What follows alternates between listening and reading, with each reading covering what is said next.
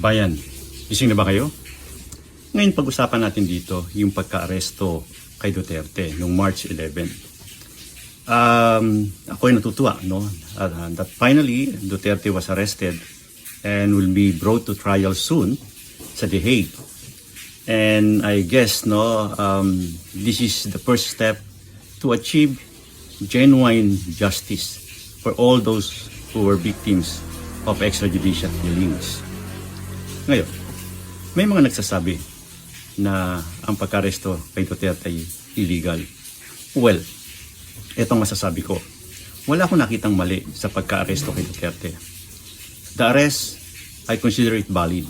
Why? Unang-una, naging member tayo ng ICC. Nag-join tayo voluntarily to be a member state of International Criminal Court. Ngayon, dahil nag-member tayo, no, signatory tayo sa treaty, yung tinatawag nating Rome Statute. Alam nyo, doon sa treaty, merong special mechanism doon. Kapag ang isang bansa ay nag-withdraw, hindi nangangulugan. It doesn't mean that the liability of that country will be obliterated. Hindi nangangulugan mawawala yung mga pananagutan ng nasabing bansa. Yung leader na responsible sa gumawa ng kasalanan ay mananagot pa rin.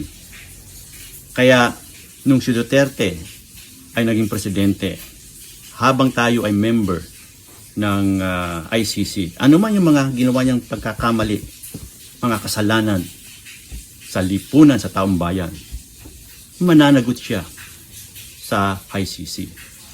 Tayo ay nag-join ng ICC, if you remember, noong 2011, November.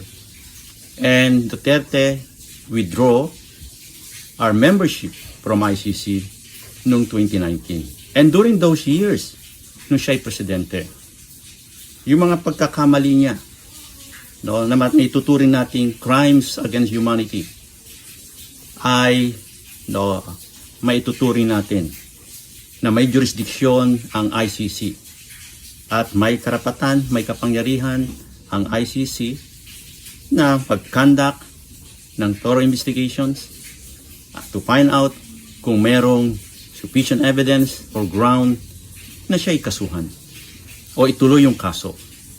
Ganyan ang nangyari. At kung may ground, then Duterte will be subjected to trial. Kaya nung nakita ng ICC na may ground at ang ating yung panahon niya, yung korte natin ay hindi ganon nagpa-function na ang hustisya hindi makakamit ng mga biktima ng extrajudicial killings, nag-decide ang ICC prosecutors na ituloy ang kaso. And because of this, of course, yung ICC finally issued a warrant of arrest. So, maliwanag na kahit mag-withdraw tayo bilang member state ng ICC, hindi mawawala ang jurisdiction ng nasabing International Court sa mga pagkakasala ni Duterte. Ngayon, in-implement ng warrant, malinis naman ang pagkaka-implement ng warrant. Binasahan si Duterte na kanyang mga karapatan, yung tinatawag nating Miranda rights. In fact, special treatment pa nga ang ibinigay kay Duterte. Pinaghintay pa niya yung mga arresting officers. Imagine, binigyan pa siya ng pagkakataong kumain kasama ang pamilya.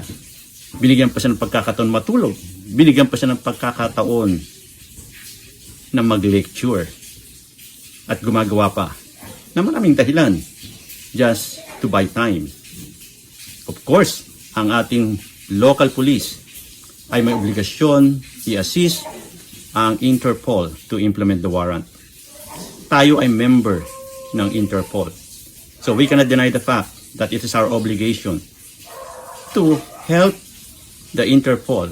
In the same way, ginagawa ng Interpol din sa atin, nakikipag-cooperate sila para to run after those criminals outside our territory. Ngayon, anong significance nitong pagka-aresto ni Duterte? Ang significance nito, ito itinuturo na malinaw na ang kahalagahan ng rule of law. Pinakita dito, nagpiprevail ang rule of law. Pinapakita dito na no one is above the law.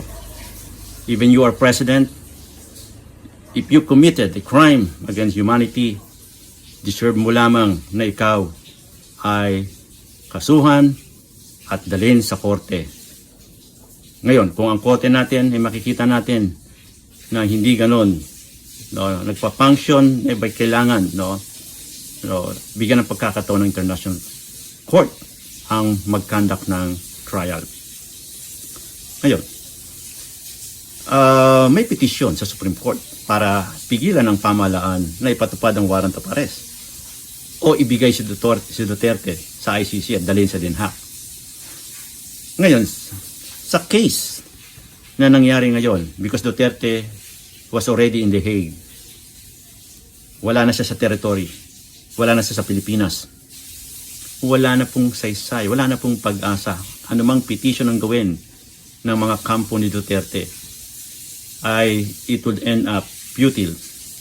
It will be moot in academic kahit na sabihin ng Supreme Court o mag-issue ang Supreme Court ng restraining order. Ang tanging na lang pwedeng gawin ni Duterte ay mag-hire ng magaling na abogado. He will be given the opportunity to prove his innocence. Lahat po ng karapatan ibibigay sa kanya. Ganyan po ang International Criminal Court. Ngayon, ano assessment? Posible bang ma-acquit si Duterte o guilty? Well, based on my own analysis, sa nakikita ko, the evidence is overwhelming. Mark my words, Duterte will be convicted. At pag nangyari yan, he deserves to suffer. At maraming matutuwang mga kamag-anak ng biktima ng extrajudicial killings.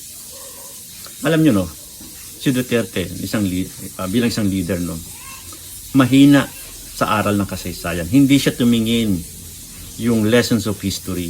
Hindi ba niya nakikita na maraming mga leader na nagkamali? At dahil sa pagkakamali, bumagsak ito at naparusahan. Marami. Ngayon, nagtataka ako bakit nagiging proud pa siya sa kanyang mga ginagawa. Walang regret. I did not see any remorse when he was arrested. And in fact, he challenged the ICC to hurry up to come here and arrest me. So imagine that, umiiral yung kanyang ego, yung ganyang uri ng leader, ng tao, he deserved to suffer. So I believe,